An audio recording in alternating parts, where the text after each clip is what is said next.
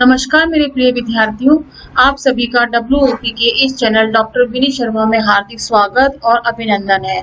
मैं आपके सामने अब समकालीन विश्व में अमेरिकी वर्चस्व का वीडियो 2 लेकर आई हूँ, जिसके अंतर्गत यह बताया गया है कि क्या अमेरिकी वर्चस्व या वर्चस्व का अर्थ क्या होता है।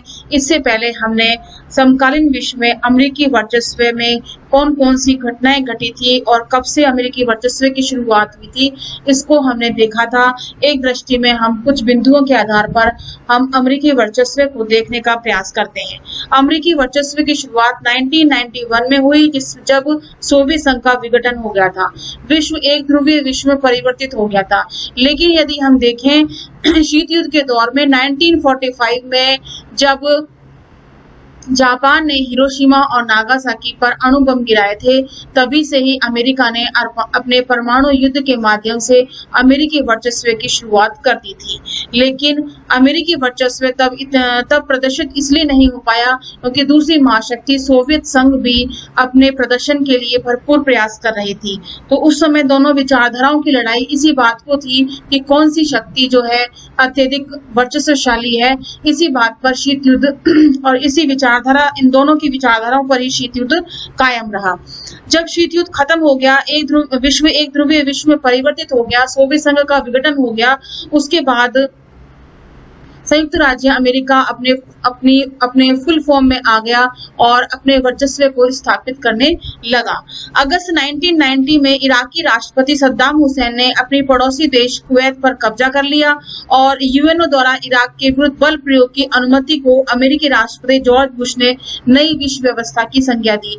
इसमें सबसे अधिक देखने वाली बात यह थी कि यूएनओ जब 1945 से लेकर के शीत युद्ध की समाप्ति तक इतनी घटनाएं घटी, उसमें बीच में किसी में भी वह नहीं बोला, चुप्पी साधे हुआ था। लेकिन जब जैसे ही सोवियत संघ का विघटन हुआ और उसे यह लगा कि अमेरिका वर्चस्वशाली है, तदुपरांत ही यूएनओ ने कार्यवाही शुरू कर दी और अपनी चुप्पी को तोड़ डाला।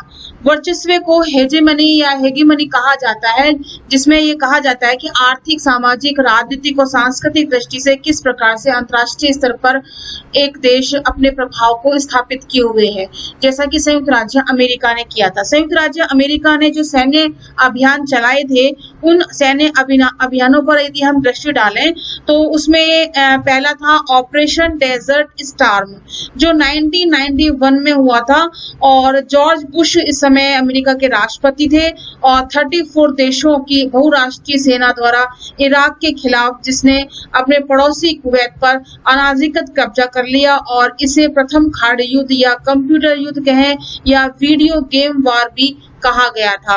तो प्रिय विद्यार्थियों, दूसरा ऑपरेशन था ऑपरेशन इन्फिनाइट रिज, जो बिल क्लिंटन के काल में हुआ और 1998 में, और नैरोबी यानी केन्या तथा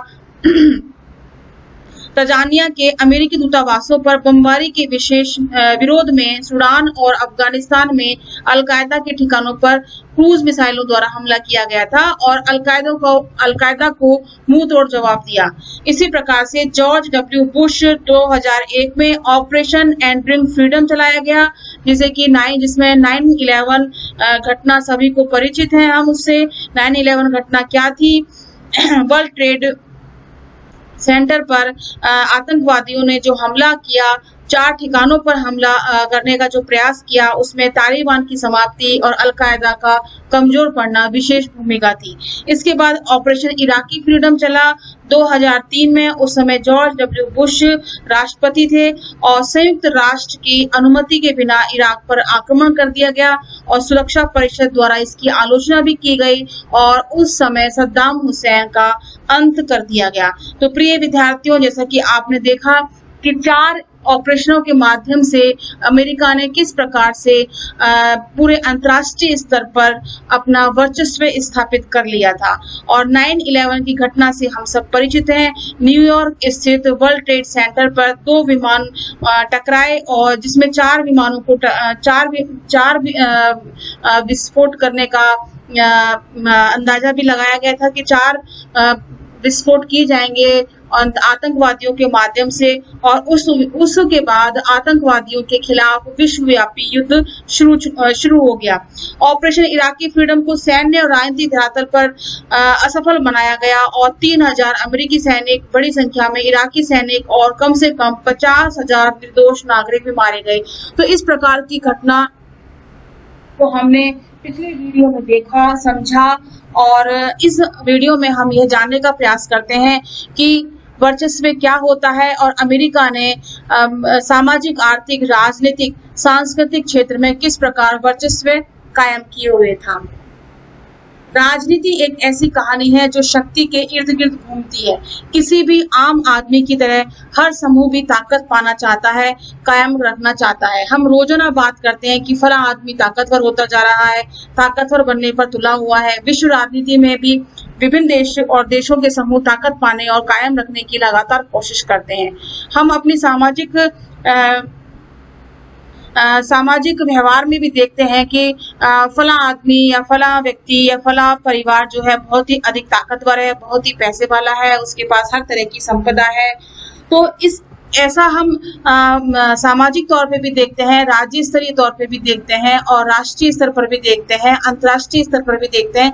तो ये ताकत किस आधार पर आंकी जाती है? ये ताकत आंकी जाती है आर्थिक शक्ति के आधार पर, राजनीतिक शक्ति के आधार पर और सैन्य प्रभुत्व के आधार पर। तो इसी प्रकार से अंतर्राष्ट्रीय स्तर में भी ये ताकत सैन्य प्रभुत्व, आर्थिक शक्ति, राजनीतिक रुतबा और सांस्कृतिक बढ़त के रूप में होती है।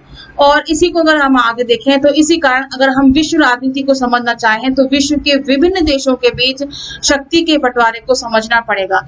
जैसे कि शीत युद्ध के समय 1945 से 1991 तक दो अलग अलग गुटों में शामिल देशों के बीच ताकत का बंटवारा था। एक था संयुक्त राज्य अमेरिका और दूसरा था सोवियत संघ। सोवियत संघ के पतन के बाद दुनिया में एकमात्र महाशक्ति अमेरिका बचा, और जब अंतर्राष्ट्रीय व्यवस्था किसी एक महाशक्ति या कहें कि उद्धत महाशक्ति के दबदबे में हो तो बहुधा इसे एक ध्रुवीय व्यवस्था भी कहा जाता है। भौतिकी के शब्द में ध्रुव का एक यह अर्थ है कि यह एक तरह के भ्रामक प्रयोग में लिया जाता है। अंतर्राष्ट्रीय व्यवस्था में ताकत का एक केंद्र हो तो इसे वर्चस्व शब्द के इस्तेमाल से वर्णित किया जाता है। ध्रुव का मतलब हो गया केंद्रीकृत स्थिति। तो केंद्रीकृत स्थिति जो है संयुक्त राज्य अमेरिका के ही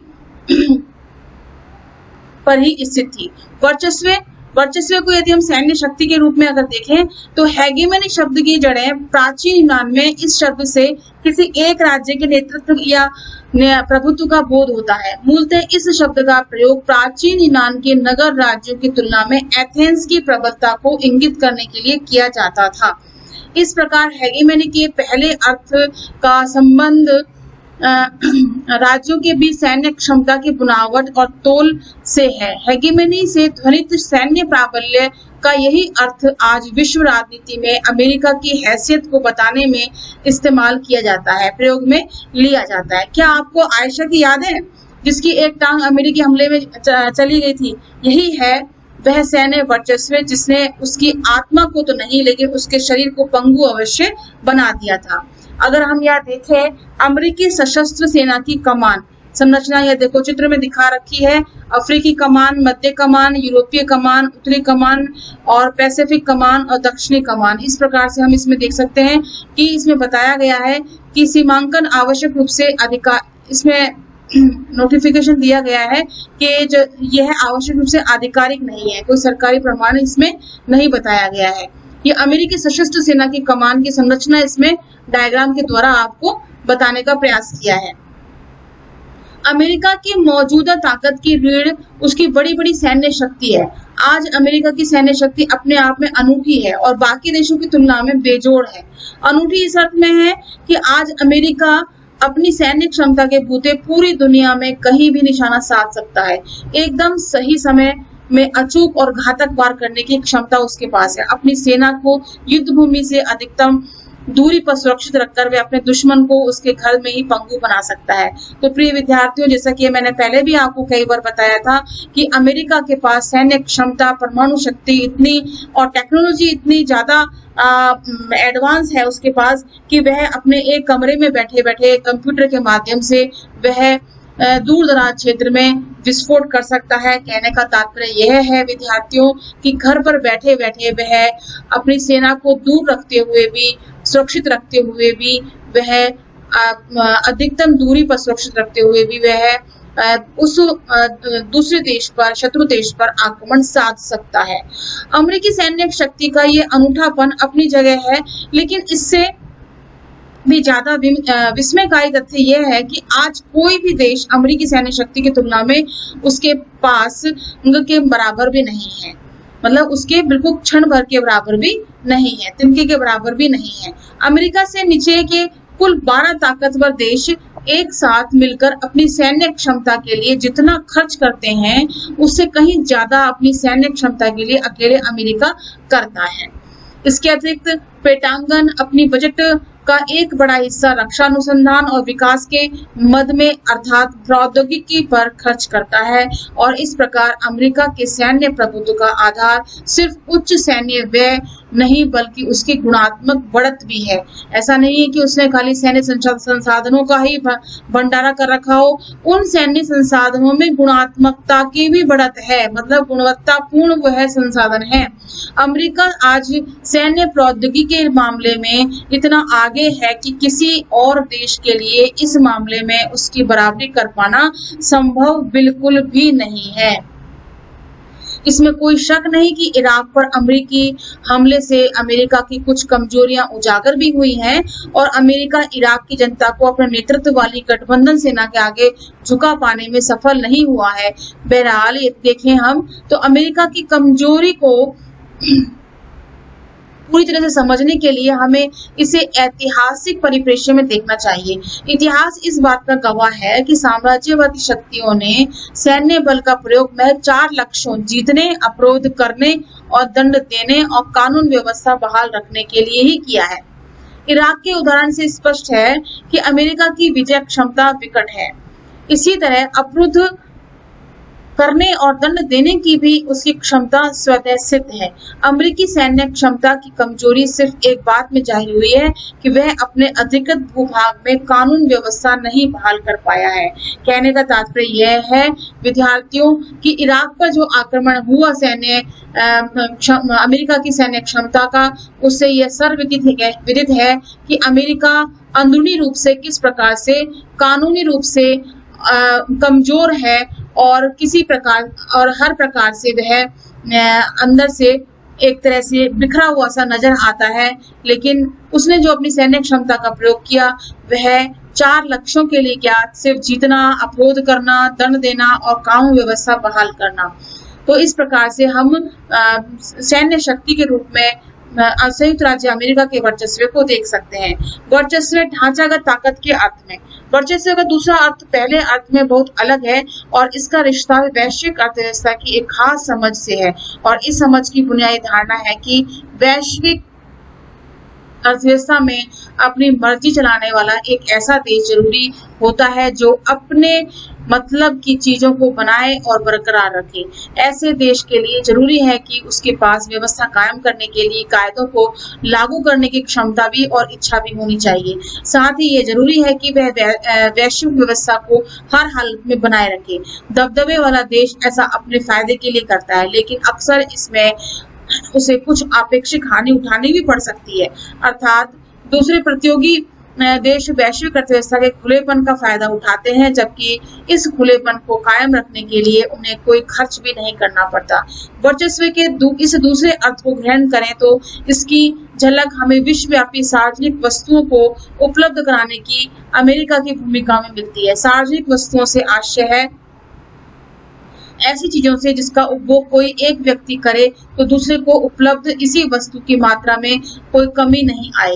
स्वच्छ वायु, सड़क, सार्वजनिक वस्तु के उदाहरण इसमें सम्मिलित हैं। वैश्विक अर्थव्यवस्था के संदर्भ में सार्वजनिक वस्तु का सबसे बढ़िया उदाहरण मिलता है समुद्री व्यापार मार्ग, सी लेन ऑफ कम्युनिकेशन SLOCs है, जिनका इस्तेमाल व्यापारिक जहाज करते हैं। खुली वैश्विक अर्थव्यवस्था में मुक्त व्यापार समुद्री व्यापार मार्गों के खुलेपन के बिना संभव नहीं है।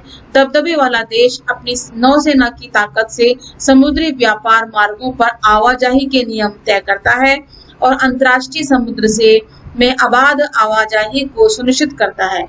दूसरे विश्व युद्ध के बाद ब्रिटिश नौसेना का जोर घट गया और अब यह भूमिका अमेरिकी नौसेना निभाती है, जिसकी उपस्थिति दुनिया के लगभग सभी महानगरों में है। देखो विद्यार्थियों, इसमें अगर हम ये देखें चित्र में, देखो किस प्रकार से बता रखा है। सर्वाधिक रक्षा बजट 2017 का बता रखा है अरब डॉलर में। तो किस प्रकार से संयुक्त राज्य में इस देखिए आप ऑस्ट्रेलिया, ब्राजील, इटली, चीन, रूस, ग्रेट ब्रिटेन, भारत, जर्मनी, इन सबका रक्षा बजट बता रखा है इसके अंतर्गत कि कौन कितना % इसमें देता है। इसके बाद अगर हम आगे देखें तो इस चित्र के माध्यम से ये डॉलर में दुनिया बताई जा रही है। डॉलर में दुनिया से तात्पर्य यह है कि पूरा विश्व जो है, पूरा अंतर्राष्ट्रीय स्तर जो है डॉलर में दुनिया के कब्जे में आ गया है, अर्थात उसके वर्चस्व में आ चुका है। इस प्रकार से इसमें इंगित किया गया है। तो आगे हम देखें तो वैश्विक सार्वजनिक वस्तु का एक और उदाहरण है इंटरनेट। इंटरनेट हालांकि आज इंटरनेट के जरिए वर्ल्ड वाइड वेब जगत जोड़ता जाल का आभासी संसार साकार हो गया है, लेकिन हमें यह नहीं भूलना चाहिए कि इंटरनेट अमेरिकी सैन्य अनुसंधान परियोजना का परिणाम है। यह परियोजना 1950 में शुरू हुई। आज भी इंटरनेट उपग्रहों के एक वैश्विक तंत्र पर निर्भर है और इनमें से अधिकांश उपग्रह अमेरिका के हैं। तो प्रिय विद्यार्थियों, आप ये देख सकते हैं कि इंटरनेट के माध्यम से ही आज हम आपसे भी जुड़े हुए हैं। इस कोविड-19 के तहत हम आपके साथ संपर्क में बने हुए हैं और जो भी सूचनाएं हमें आपको देनी है वो हम आपको देने में सफल हो पाते हैं। तो आप देख सकते हैं कि इंटरनेट ने भी और इस अनुसंधान परियोजना ने भी किस प्रकार से अमेरिकी वर्चस्व को आज भी कायम किया हुआ है। हम जानते हैं कि अमेरिका दुनिया के हर हिस्से, वैश्विक अर्थव्यवस्था के हर क्षेत्र तथा प्रौद्योगिकी के हर हलके में मौजूद है। विश्व की अर्थव्यवस्था में अमेरिका की 21% की हिस्सेदारी है। यदि विश्व के व्यापार में यूरोपीय संघ के अंदरूनी व्यापार को भी शामिल कर लें तो विश्व के कुल व्यापार में अमेरिका की लगभग 14% की हिस्सेदारी है। विश्व की अर्थव्यवस्था का देखो आप यहाँ पे चित्र में भी देख सकते हैं। जीडीपी वर्तमान कीमतें 2018 और जीडीपी इसमें बताई गई 2018 की। इसके अंतर्गत आप देख सकते हैं अमेरिका की अर्थव्यवस्था विश्व की सबसे बड़ी अर्थव्यवस्था है, लेकिन सैन्य शक्ति के दायरे के उलट विश्व की अर्थव्यवस्था में अमेरिका के कई तगड़े प्रतिद्वंदी हैं। यदि हम तुलनात्मक क्रय शक्ति के हिसाब से देखें तो यह बात और भी स्पष्ट हो जाती है कि दाएं आरेख में इस बात की को अच्छी तरह समझाया जा सकता है। तुलनात्मक क्रय शक्ति PPP परचेजिंग पावर पैरिटी से आशय किसी राष्ट्र की मुद्रा में वस्तुओं और सेवाओं की वास्तविक खरीदारी से लिया जाता है। तो विद्यार्थियों, इसमें अगर हम आगे देखें कि एक भी क्षेत्र ऐसा नहीं है जिसमें कोई अमेरिकी कंपनी अग्रणी 3 कंपनियों में से एक ना हो। ध्यान रहे कि अमेरिका की आर्थिक प्रबलता उसकी ढांचागत ताकत यानी वैश्विक अर्थव्यवस्था को एक खास शक्ल में ढालने की ताकत में से जुड़ी हुई है। दूसरे विश्व युद्ध के बाद ब्रिटेन वुड प्रणाली कायम हुई थी और ब्रिटेन वुड कार्य प्रणाली प्रारंभ हुई थी और अमेरिका द्वारा कायम यह प्रणाली आज भी विश्व की अर्थव्यवस्था की बुनियादी संरचना का काम कर रही है। इस तरह हम विश्व के बैंक, अंतर्राष्ट्रीय मुद्रा कोष, विश्व व्यापार संगठन और को अमेरिकी वर्चस्व का परिणाम मान सकते हैं, क्योंकि विश्व व्यापार संगठन और विश्व बैंक, अंतर्राष्ट्रीय मुद्रा कोष, इनमें अमेरिका का ही सबसे अधिक वर्चस्व है और इन्हीं के माध्यम से ही पूरा अंतर्राष्ट्रीय जगत नियमित और संचालित होता है। अमेरिका के ढांचागत ताकत का एक मानक उदाहरण MBA master of business administration की भी अकादमिक डिग्री है। यह विशुद्ध रूप से अमेरिकी धारणा है कि व्यवसाय अपने आप में एक पेशा है जो कौशल पर निर्भर करता है और इस कौशल को विश्वविद्यालय में अर्जित किया जा सकता है। यूनिवर्सिटी ऑफ पेंसिल्वेनिया में वॉर्टन स्कूल के नाम से विश्व का पहला बिजनेस स्कूल खुला, जिसकी स्थापना 1881 में हुई और MBA की शुरुआत पाठ्यक्रम 1900 से आरंभ हुए। अमेरिका से बाहर MBA के किसी पाठ्यक्रम की शुरुआत सन 1950 में ही जाकर हो सकी। आज दुनिया में कोई देश ऐसा नहीं जिसमें MBA को एक प्रतिष्ठित अकादमिक डिग्री का दर्जा हासिल न हो। इस बात से हमें अपने दक्षिण अफ्रीकी दोस्त जाबू की याद आती है। जब वह ढांचागत वर्चस्व को ध्यान में रखे तो यह बात स्पष्ट हो जाती है कि जाबू के पिता क्यों जोर दे रहे थे कि वह पेंटिंग की पढ़ाई छोड़कर एमबीए की डिग्री ले। तो आप देख सकते हैं कि किस प्रकार से ये वर्चस्व स्थापित हुआ। अब वर्चस्व की बात आती है सांस्कृतिक अर्थ में। अमेरिकी वर्चस्व को शुद्ध रूप से सैन्य और आर्थिक संदर्भ में देखना हमारी भूल होगी। हमें अमेरिकी वर्चस्व पर विचारधारा और संस्कृति के संदर्भ में भी देखना होगा। वर्चस्व के इस तीसरे अर्थ का रिश्ता है सहमति गढ़ने की ताकत से। जहाँ वर्चस्व का आशय सामाजिक राजनीतिक खासकर विचारधारा के धरातल पर किसी वर्ग की बढ़त या दबदबा है। कोई प्रभुत्वशाली वर्ग या देश अपने असर में रहने वालों को इस तरह सहमत कर सकता है कि वे भी दुनिया को उसी नजरिए से देखेंगे जिसमें प्रभुत्वशाली वर्ग या देश देखता है। मतलब जिस प्रकार से अमेरिका किस नजरिए से दुनिया को देखता है उसी नजरिए से सभी देश देखेंगे। विश्व राजनीति के दायरे में वर्चस्व के इस अर्थ को लागू करें तो स्पष्ट होगा कि प्रभुत्वशाली देश सिर्फ सैन्य शक्ति से काम नहीं लेता, वह अपने प्रतिद्वंदी और अपने से कमजोर देशों के व्यवहार बर्ताव को अपने मन माफिक बनाने के लिए भी विचारधारा से जुड़े साधनों का भी इस्तेमाल करता है। कमजोर देशों के व्यवहार बर्ताव को इस तरह से प्रभावित करता है कि उससे सबसे ताकतवर देश का हित साधन हो सके, उसका प्राबल्य बना रहे। इस तरह प्रभुत्वशाली देश जोर जबरदस्ती और रजामंदी दोनों ही तरीके से काम लेता है।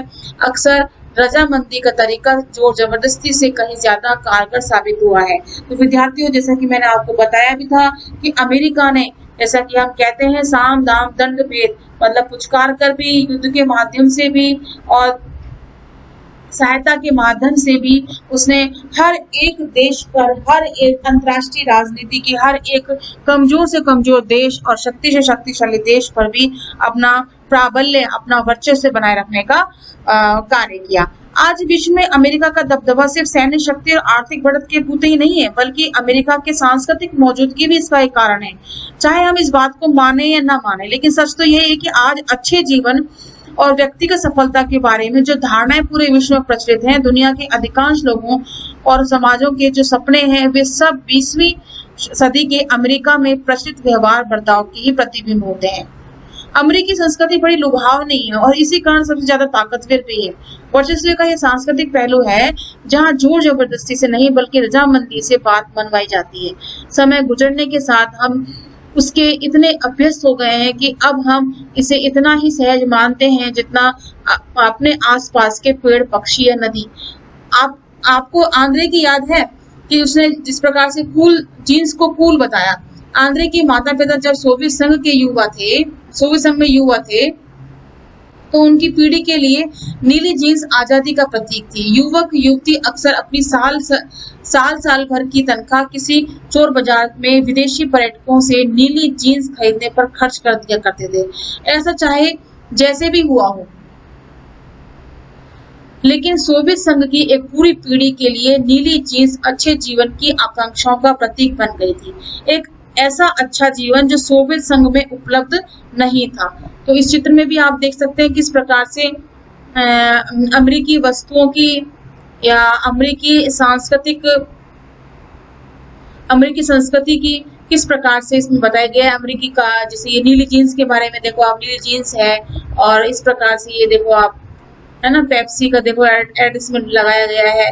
तो इस प्रकार से ये अमेरिकी संस्कृति ही है जिसने पूरे विश्व पर अंतर्राष्ट्रीय स्तर पर अपने आप को स्थापित कर दिया है। शीत युद्ध के दौरान अमेरिका को लगा कि सैन्य शक्ति के दायरे में सोवियत संघ को मात दे पाना मुश्किल है। अमेरिका ने ढांचागत ताकत और सांस्कृतिक प्रभुत्व के दायरे में सोवियत संघ से बाजी मार ली और सोवियत संघ की केंद्रीकृत और नियोजित अर्थव्यवस्था उसके लिए अंदरूनी आर्थिक संगठन का एक वैकल्पिक मॉडल थी। लेकिन पूरे शीत युद्ध के दौरान विश्व की अर्थव्यवस्था पूंजीवादी तर्ज पर थी। जैसा कि विद्यार्थियों, मैंने उस समय बात भी की थी कि सोवियत संघ में उत्पादन और मूलभूत आवश्यकताओं की पूर्ति तो हो रही थी, उत्पादन भी खूब हो रहा था, लेकिन उत्पादन में वो गुणवत्ता नहीं थी, उतनी वैरायटी नहीं थी जितनी वैरायटी और गुणवत्ता संयुक्त राज्य अमेरिका के उत्पादन में थी। तो यहीं पर उसने संयुक्त राज्य अमेरिका ने सोवियत संघ से बाजी मार ली। अमेरिका ने सबसे बड़ी जीत सांस्कृतिक प्रभुत्व के दायरे में हासिल की और सोवियत संघ में नीली जींस के लिए दीवानगी इस बात को साफ जाहिर करती है कि अमेरिका एक सांस्कृतिक उत्पाद के दम पर सोवियत संघ में दो पीढ़ियों के बीच दूरियां पैदा करने में कामयाब रहा। तो इस तरीके से नीले जींस ने इस प्रकार से अपना रुतबा जमा लिया पूरे विश्व पर और सोवियत संघ के ऊपर और अपनी संस्कृति का एक प्रमाण प्रस्तुत किया, अपना वर्चस्व प्रस्तुत किया। अमेरिकी शक्ति के रास्ते में अवरोध क्या क्या आए? इतिहास बताता है कि साम्राज्य का पतन उनकी अंदरूनी कमजोरियों के कारण होता है। ठीक इसी तरह अमेरिकी वर्चस्व की सबसे बड़ी बाधा खुद उसके वर्चस्व के भीतर मौजूद थी। अमेरिकी शक्ति की राह में 3 अवरोध थे। 11 सितंबर 2001 की घटना के बाद के सालों में ये व्यवधान एक तरह से निष्क्रिय जान पड़ने लगे थे, लेकिन धीरे धीरे ये फिर प्रकट होने लगे। पहला व्यवधान स्वयं अमेरिका की संस्थागत बुनावट थी। यह शासन के 3 अंगों के बीच शक्ति का बंटवारा है और यही बुनावट कार्यपालिका द्वारा सैन्य शक्ति के बेलगाम इस्तेमाल पर अंकुश लगाने का काम करती है। अमेरिका की ताकत के आड़े आने वाले दूसरी अड़चन भी अंदरूनी है। इस अड़चन के मूल में अमेरिकी समाज जो अपनी प्रकृति में उपयुक्त है, अमेरिका में जनसंचार के साधन समय समय पर वहां के जनमत को एक खास दिशा में मोड़ने की भली कोशिश करें, लेकिन अमेरिकी राजनीतिक संस्कृति में शासन के उद्देश्य और तरीकों को लेकर गहरे संदेह का भाव भरा है। अमेरिका की विदेशी सैन्य अभियानों पर अंकुश रखने में यह बात बड़ी कारगर भूमिका निभाती है।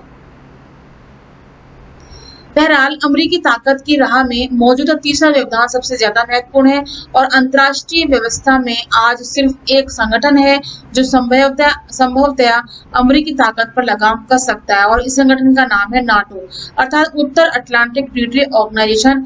स्पष्ट है कि अमेरिका का बहुत बड़ा हित लोकतांत्रिक देशों के इस संगठन को कायम रखने में जुड़ा हुआ है और इन देशों के में बाजार मूलक अर्थव्यवस्था चलती है और इसी कारण इस बात की संभावना बनती है कि नाटो में शामिल अमेरिका के साथी देश उसके वर्चस्व पर अंकुश लगा सकते हैं। तो विद्यार्थियों, जैसे कि आपको पता चला कि अमेरिकी शक्ति के रास्ते में 3 अवरोध कौन कौन से आए। इन 3 अवरोधों की अगर हम बात करें फिर से, तो सबसे पहला अवरोध जो आया वह था संस्थागत बुनावट। संस्थागत बुनावट में जैसे कि वहां पे अमेरिका में संयुक्त राज्य अमेरिका में अध्यक्षात्मक शासन प्रणाली है और वहां पे कार्यपालिका, व्यवस्थापिका और न्यायपालिका शक्ति आपस इन तीनों अंगों में शक्तियों का बंटवारा किया गया है और तीनों शक्तियों में एक दूसरे के ऊपर अंकुश लगाने का काम भी करती है। सैन्य शक्ति बेलगाम इस्तेमाल पर अंकुश लगाने का भी काम करती है। इसके बाद जो दूसरा हमने इसमें देखा है, दूसरी अड़चन जो देखी है वह अमेरिकी ताकत की। अमेरिकी समाज जो अपनी प्रकृति में उपयुक्त है, अमेरिकी जनसंचार के साधन समय समय पर वहां की जनमत का एक खास दिशा में मोड़ने का कोशिश करते हैं और राजनीतिक संस्कृति में शासन के उद्देश्य और तरीकों को लेकर गहरे संदेह का भाव भरा रहता है। विदेशी सैन्य अभियानों पर अंकुश रखने पर भी बात बड़ी कारगर सिद्ध होती है। इसी प्रकार से तीसरी बात जो आती है वह आती है नाटो की, और नाटो में सदस्य राष्ट्रों ने अमेरिकी वर्चस्व पर भी लगाम लगा रखी है या उसमें अवरोध पैदा कर रखा है। अमेरिका से भारत के संबंध किस प्रकार के हैं?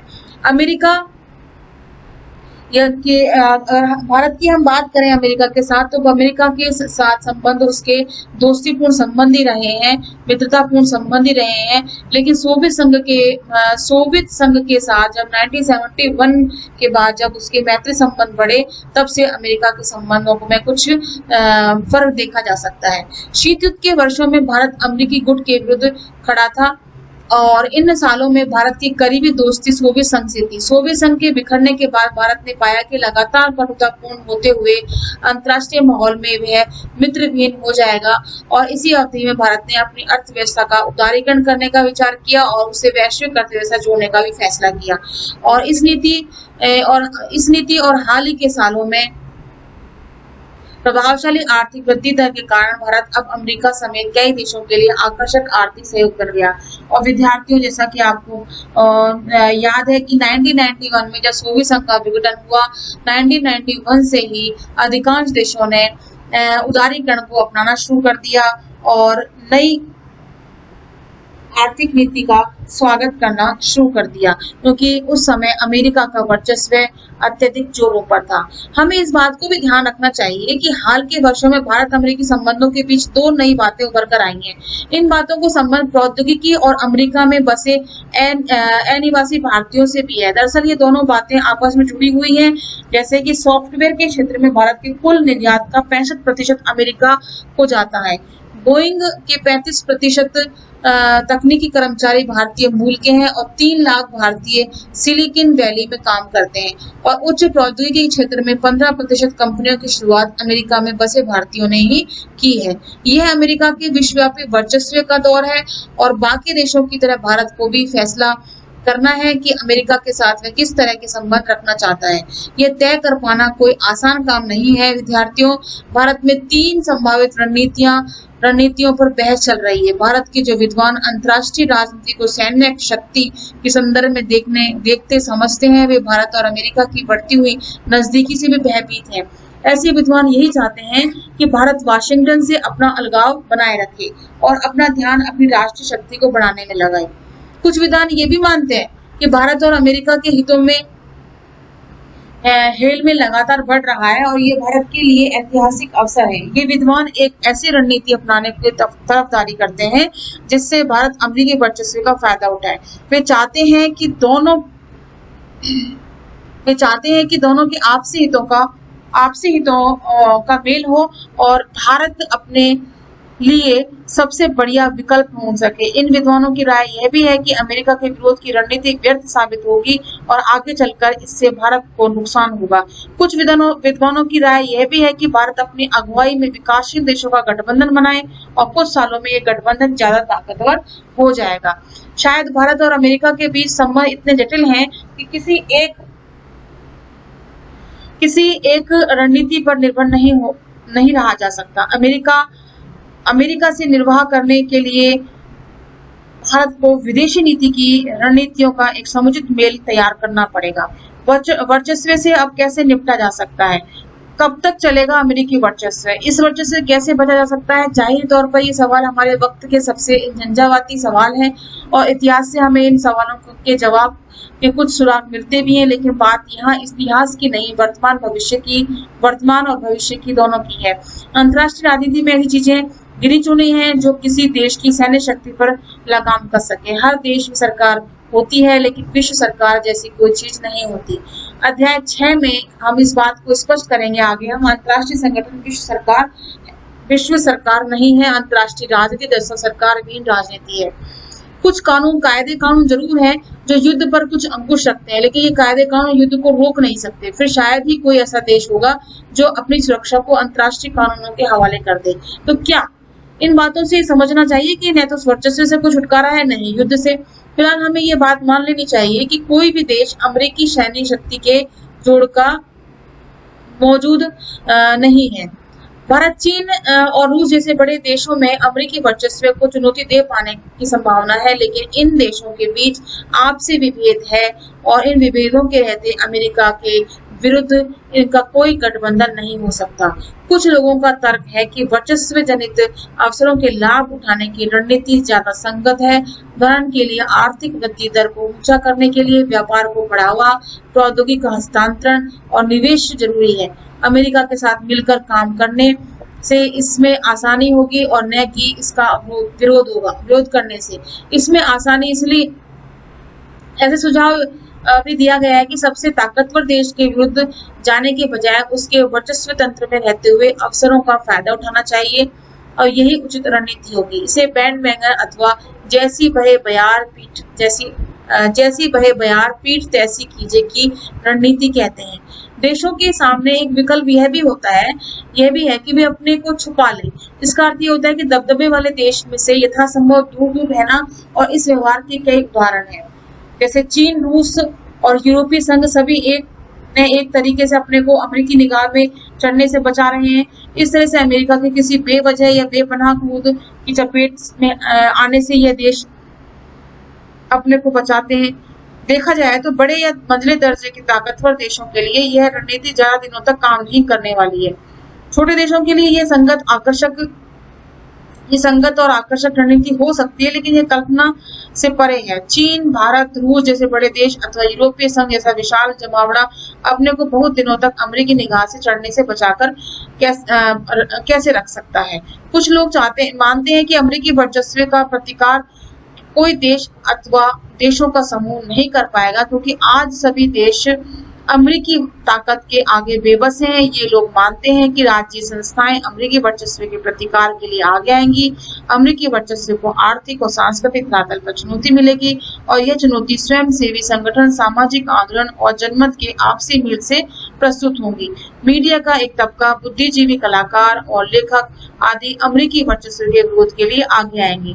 ये राज्येतर संस्थाएं विश्वव्यापी नेटवर्क बना सकती हैं, जिसमें अमेरिकी नागरिक भी शामिल होंगे और साथ ही अमेरिकी नीतियों की आलोचना तथा प्रतिरोध किया जा सकेगा। आपने यह जुमला सुना ही होगा कि हम अब एक विश्वग्राम में रहते हैं। विश्वग्राम को जिसे कि वैश्वीकरण, ग्लोबलाइजेशन कहा जाता है, भूमंडलीकरण कहा जाता है। इस विश्वग्राम में एक चौधरी है और हम सभी उसके पड़ोसी हैं। यदि चौधरी का बर्ताव असहनीय हो जाएगा तो भी विश्वग्राम से चले जाने का विकल्प हमारे पास मौजूद नहीं, क्योंकि यही एकमात्र गांव है जिसे हम जानते हैं और रहने के लिए हमारे पास यही एक गांव है। ऐसे में प्रतिरोध ही एकमात्र विकल्प बचता है। तो प्रिय विद्यार्थियों, जैसा कि आपने देखा कि हमने अमेरिकी वर्चस्व को आर्थिक, सामाजिक, राजनीतिक और सैन्य दृष्टि से और सांस्कृतिक दृष्टि से समझने का प्रयास किया। तो इसमें इतिहास हमें वर्चस्व के बारे में क्या सिखाता है, इसमें आप ये देखें कि शक्ति संतुलन के तर्क को देखते हुए वर्चस्व की स्थिति अंतर्राष्ट्रीय मामलों में एक असामान्य परिघटना है। इसका कारण बड़ा सीधा साधा है। विश्व सरकार जैसी कोई चीज नहीं होती और ऐसे में हर देश को अपनी सुरक्षा सुनिश्चित करनी होती है। यहाँ पे विश्व सरकार का जो तर्क दिया जाता है वो संयुक्त राष्ट्र संघ यूएनओ के लिए दिया जा रहा है, लेकिन प्रिय विद्यार्थियों, जैसे कि हम जानते हैं कि यूएनओ में भी संयुक्त राज्य अमेरिका का ही ज्यादा अत्यधिक सहभागिता हम कह सकते हैं, उसी का ही प्रभाव हम देख सकते हैं। इसलिए विश्व सरकार जैसी या अंतर्राष्ट्रीय सरकार जैसी कोई बात हो ही नहीं सकती है। कभी कभी अत्यंत विपरीत परिस्थितियों में उसे यह भी सुनिश्चित करना होता है कि कम से कम उसका वजूद बचा रहे। इस कारण अंतर्राष्ट्रीय राजनीतिक व्यवस्था में विभिन्न देश शक्ति संतुलन को लेकर बड़े सतर्क होते हैं और आमतौर पर वे किसी एक देश को इतना ताकतवर नहीं बनने देते कि वह बाकी देशों के लिए भयंकर खतरा बन जाए। ऊपर जिस शक्ति संतुलन की बात कही गई है, इसे इतिहास से भी पुष्ट किया जा सकता है। करण के मुताबिक हम 1648 को वह साल स्वीकार करते हैं जब संप्रभु राज्य विश्व राजनीति के प्रमुख किरदार में बने। इसके बाद से 350 साल गुजर चुके। इस दौरान से 2 अवसर आए जब किसी एक देश ने अंतर्राष्ट्रीय फलक पर वही प्रबलता प्राप्त की जो आज अमेरिका को हासिल है। यूरोप की राजनीति के संदर्भ में 1660 से 1713 तक फ्रांस का दबदबा था और ये वर्चस्व का पहला उदाहरण था। ब्रिटेन का वर्चस्व और समुद्री व्यापार के बूते कायम हुआ और उसका साम्राज्य 1860 से 1910 तक बना रहा। यह वर्चस्व का दूसरा उदाहरण था। इतिहास यह भी बताता है कि वर्चस्व अपने चरमोत्कर्ष के समय अजय जान पड़ता है, लेकिन यह हमेशा के लिए कायम नहीं हो रहता। इसके ठीक विपरीत शक्ति संतुलन की राजनीति वर्चस्वशील देश की ताकत को आने वाले समय में कम कर देती है। 1660 में लुई XIV के शासनकाल में फ्रांस अपराजय था, लेकिन 1713 तक इंग्लैंड, हैब्सबर्ग, ऑस्ट्रेलिया, रूस फ्रांस की ताकत को चुनौती देने लगे और 1860 में विक्टोरियाई शासन का सूर्य अपने पूरे उत्कर्ष पर था और ब्रिटिश साम्राज्य हमेशा के लिए सुरक्षित लगता था। 1910 तक यह स्पष्ट हो गया कि जर्मनी, जापान, अमेरिका ब्रिटेन की ताकत को ललकारने के लिए उठ खड़े हुए हैं। इसी तरह अब से 20 साल बाद एक महाशक्ति या कहें शक्तिशाली केंद्रों का गठबंधन उठ खड़ा हो सकता है, क्योंकि तुलनात्मक रूप से देखें तो अमेरिका की ताकत कमजोर पड़ रही है। कि धीरे धीरे वह आर्थिक दृष्टि से भी कमजोर पड़ता जा रहा है। और वर्तमान परिस्थितियों को अगर यदि हम देखें तो चीन ने जिस प्रकार से बायोवार की शुरुआत कर दी है, उस प्रकार से अमेरिका और दूसरे राष्ट्र जो हैं बहुत ही चीन के घेरे में आते जा रहे हैं। और इस प्रकोप के कारण अमेरिका जो है उसका उभर पाना बहुत ही मुश्किल हो रहा है।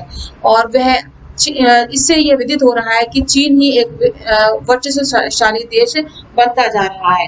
अब हम वर्चस्व की बात करते हुए यदि हम इन प्रश्नों पर अगर दृष्टिपात करें तो देखेंगे कि इस अध्याय में निम्न प्रश्न दिए गए हैं। वर्चस्व के बारे में निम्नलिखित में से कौन सा कथन गलत है, इसमें आपको देखना है। समकालीन विश्व व्यवस्था के बारे में निम्नलिखित में से कौन सा कथन गलत है, इसको आपको अभ्यास करना है बच्चों। और इसके बाद ऑपरेशन इराकी फ्रीडम, इराकी मुक्ति अभियान के बारे में निम्नलिखित में से कौन सा कथन गलत है। और इस अध्याय में वर्चस्व के 3 अर्थ बताए गए हैं, प्रत्येक का एक एक उदाहरण बताना है। ये उदाहरण इस अध्याय में बताए गए उदाहरणों से अलग भी होने चाहिए। और उन 3 बातों का जिक्र भी करें जिनसे साबित होता है कि शीत युद्ध की समाप्ति के बाद अमेरिकी प्रभुत्व का स्वभाव बदला है और शीत युद्ध के वर्षों में अमेरिकी प्रभुत्व की तुलना में यह अलग है। निम्नलिखित में से मेल बिठाना है। Operation infinite reach, operation enduring freedom, desert storm और इराकी फ्रीडम, ये दोनों में आप मेल बिठाएंगे कि ये कैसे कहाँ पे शुरू किया गया और किसके लिए शुरू किया गया था। ये अमेरिकी वर्चस्व की राह में कौन से व्यवधान है और आपके जानते इसमें से कौन सा व्यवधान आगामी दिनों में सबसे महत्वपूर्ण साबित होता है। और भारत अमेरिका समझौते से संबंधित बहस के 3 अंश इस अध्याय में दिए गए हैं, इन्हें पढ़ें और किसी एक अंश को आधार मानकर पूरा अपना भाषण तैयार करें। जैसे भारत अमेरिकी संबंध के बारे में किसी एक का रुख का समर्थन किया गया हो। यदि बड़े और संसाधन संपन्न देश अमेरिकी वर्चस्व का प्रतिकार नहीं कर सकते तो यह मानना अव्यवहारिक है कि अपेक्षाकृत छोटे और कमजोर राज्येतर संस्थाएं अमेरिकी वर्चस्व का कोई प्रतिरोध कर पाएंगी। इस कथन की जांच करें और अपनी राय को बताएं।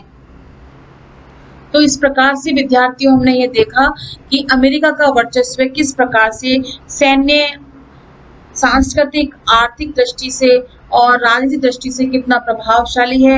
अगर एक दृष्टि में अगर हम विचार करें, समझें तो इसमें हमने ये देखा था कि अमेरिकी सैन्य खर्च व सैन्य प्रौद्योगिकी की गुणवत्ता इतनी अधिक है कि किसी देश के लिए इसे मामले में उसकी बराबरी कर पाना बिल्कुल भी संभव नहीं है। अमेरिका की ढांचागत ताकत को अगर यदि हम देखें तो समुद्री व्यापार मार्ग, इंटरनेट और इसके अलावा MBA की डिग्री, अमेरिकी मुद्रा डॉलर का प्रभाव आर्थिक वर्चस्व को बढ़ावा देते हैं। और हालांकि ऐसे व्यापारिक संस्थान और जहां नीले जीन्स की बात की गई है, ये सभी चीजें देखने को अन्य देशों में भी मिलती हैं जिस प्रकार से बहुद्रव्य विश्व होता चला जा रहा है। लेकिन अमेरिकी वर्चस्व जो है कहीं ना कहीं आज भी अपना प्रभाव जमाए हुए है। ब्रिटेन गुण प्रणाली की संस्थाएं, अंतर्राष्ट्रीय मुद्रा कोष और विश्व बैंक और इसमें हम अमेरिकी वर्चस्व को देख सकते हैं। पूरे अंतर्राष्ट्रीय जगत को उसने किस प्रकार से संयमित और नियमित कर रखा है और उसी के आधार पर ही सभी देश, सभी राष्ट्र उसके आधार पर ही नीतियों का निर्माण करते हैं। जिसमें नीली जीन्स, मैकडोनाल्डीकरण देख सकते हैं हम, जो सांस्कृतिक वर्चस्व के उदाहरण है। और जिसमें फास्ट फूड, खान पान का, रहन सहन का तरीका है, हमारे रीति रिवाज है, वो अमेरिकी वर्चस्व में कहीं ना कहीं उसके हम अधीन हो गए हैं। इसके अंतर्गत जोर जबरदस्ती नहीं बल्कि रजामंदी से आए। ऐसा नहीं है, हमें वो चीजें अच्छी लगी हैं, जैसे फास्ट फूड का तरीका है हमें अच्छा लगा है, उनके रहन सहन का तरीका हमें लगा है। नीली जीन्स सबको भाने लगी है क्योंकि वो बहुत इजी गोइंग है और उसमें हमें आराम से हम उसमें उठ बैठ सकते हैं। तो इस कारण से हमें उसकी संस्कृति बहुत ज्यादा ही सुविधाजनक लगी अन्य देशों को भी, तो हमने उसे अपनाया भी अपनी रजामंदी से। उसमें अमेरिका ने कोई जोर जबरदस्ती नहीं की। अमेरिका की शक्ति के रास्ते में 3 अवरोध आए थे, ये हमने देखा था। पहला संस्थागत अवरोध था जिसमें संस्थागत बनावट थी, जिसमें 3 अंग थे, कार्यपालिका, व्यवस्थापिका और न्यायपालिका, जो एक दूसरे के ऊपर नियंत्रण रखते हुए स्वतंत्रता पूर्वक कार्य करती हैं। तो कार्यपालिका, व्यवस्थापिका और न्यायपालिका, वहां की व्यवस्थापिका को कांग्रेस कहा जाता है। यहाँ कांग्रेस, हमारे यहाँ भारत में कांग्रेस पार्टी को कहा जाता है, लेकिन अमेरिका में कांग्रेस को संसद की तरह यहाँ जिस पार्लियामेंट कहा जाता है, संसद कहा जाता है भारत में, वहाँ पार्लियामेंट या संसद को कांग्रेस कहा जाता है, जिसमें प्रतिनिधि सदन होता है और सीनेट होता है और राष्ट्रपति होता है। यहाँ पे लोकसभा, राज्यसभा और राष्ट्रपति होता है। तो ये अपना स्वतंत्रता पूर्वक कार्य करते हैं। और दूसरा आता है जो अवरोध पैदा करता है, वहाँ है अमेरिकी समाज की जो प्रकृति है, जो वहाँ का वातावरण है, वो है उन्मुक्त वातावरण है और स्वतंत्र वातावरण है, जिसमें वहाँ के लोग जो है किसी प्रकार की नियंत्रण में नहीं रहते, तो वो भी अवरोध पैदा करता है। और तीसरा जो अवरोध पैदा करता है वो है नाटो। नाटो जो है इन देशों में बाजार मूलक अर्थव्यवस्था वहाँ चलती है और नाटो में जो शामिल देश हैं वो अमेरिकी वर्चस्व पर कहीं ना कहीं वर्चस्व पर अंकुश लगाते हैं। तो ये वर्चस्व को अमेरिकी वर्चस्व को और अधिक या हम कहें कि अधिक ज्यादा नियंत्रणकारी और तानाशाह भी कह सकते हैं एक तरह से, तो वैसा होने से बचाती है। और वर्चस्व से हम और कैसे बच सकते हैं, एक आता है बैंडवैगन नीति, जिसमें कहा कि जैसे जैसे लोग होते हैं वैसे ही हमें बनना पड़ता है, जैसी बयार बहती है वैसे ही उसी के अकॉर्डिंग ही हमें चलना होता है। तो इसका अर्थ यह है कि वर्चस्व जनित अवसरों का लाभ उठाते हुए ही विकास करना, मतलब जैसा वर्चस्वशाली देश या वर्चस्व वाला जो देश है जैसा चल रहा है उसी के अकॉर्डिंग ही हमें चलना है। अपने को छिपा लेने की नीति, ताकि वर्चस्व वाले देशों की नजर में हम ना पड़े। हमें इस प्रकार की भी नीति का अपनाना चाहिए कि हम अपनी नीतियों को हमारे यहाँ जो भी जिस प्रकार का विकास हो रहा है, मतलब कहने का तात्पर्य ये है विद्यार्थियों कि हम अपने आप को छिपा कर चलें। हम अपने कुछ बातों को, कुछ नीतियों को इस प्रकार छुपा कर चलें कि हम उस वर्चस्वशाली जो देश है उसको पता ही ना लगने दें। और तीसरी जो बात आती है वो आती है राज्यत्व संस्थाएं, जैसे स्वयंसेवी संगठन है, कलाकार, बुद्धिजीवी मिलकर अपने अमेरिकी वर्चस्व का प्रतिकार करें, क्योंकि अमेरिका में काफी जो लोग हैं, काफी परसेंटेज जो लोगों का है वो अन्य देशों का वहां पे रहता है और भारत का तो काफी रहता है, निवास करता है। और जहां हम भारत और अमेरिका के संबंधों की बात कर रहे थे उसमें हमने कुछ उसमें देखा था उसमें कि अमेरिका आज भारत का सबसे बड़ा व्यापारिक साझेदार बन चुका है और अमेरिका के प्रत्येक राष्ट्राध्यक्ष का भारत में संबंध प्रगाढ़ करने हेतु भारत की यात्रा भी करते हैं। और अमेरिका में बसे अनिवासी भारतीयों और खासकर सिलिकॉन वैली में भी दबदबा है और सामरिक महत्व के भारत अमेरिकी सैन्य परमाणु समझौतों को संपन्न होना है। बराक ओबामा की 2015 की भारत यात्रा के दौरान रक्षा सौदों से संबंधित समझौतों का नवीनीकरण किया गया और कई क्षेत्रों में भारत को ऋण प्रदान करने की भी घोषणा की गई। और वर्तमान अमेरिकी राष्ट्रपति डोनाल्ड ट्रंप की आउटसोर्सिंग संबंधी नीति से भारत व्यापारिक हित प्रभावित होने की संभावना है। और वर्तमान में दोनों देशों के प्रमुखों ने एक दूसरे के देशों की यात्रा के लिए आमंत्रित किया, जो दोनों देशों के मध्य सौहार्दपूर्ण संबंध बनाने की दिशा में सार्थक कदम साबित हुआ। तो इस प्रकार से शीत युद्ध की समाप्ति के बाद भारत द्वारा उदारीकरण और वैश्वीकरण की नीति को अपनाना एक महत्वपूर्ण पहल है और भारत अब अमेरिका की विदेश नीति में महत्वपूर्ण स्थान भी रखता है। और इसीलिए ये जो अमेरिका का वर्चस्व है उसी के साथ हमें कंधे से कंधा मिलाकर के चलना होगा और अपनी नीतियों को या अपने गूढ़ नीतियों को छिपा करके, छिपाव दुराव के द्वारा ही हमें आगे बढ़ना होगा, तभी हम अमेरिकी वर्चस्व से निजात पा सकते हैं। तो प्रिय विद्यार्थियों, आप इन क्वेश्चंस को हल कीजिए और समझिए और किसी प्रकार का डाउट हो तो आप कमेंट बॉक्स में कमेंट करके आप मुझसे पूछ सकते हैं। और अगले चैप्टर तक के लिए हम आपसे विदा लेते हैं और धन्यवाद।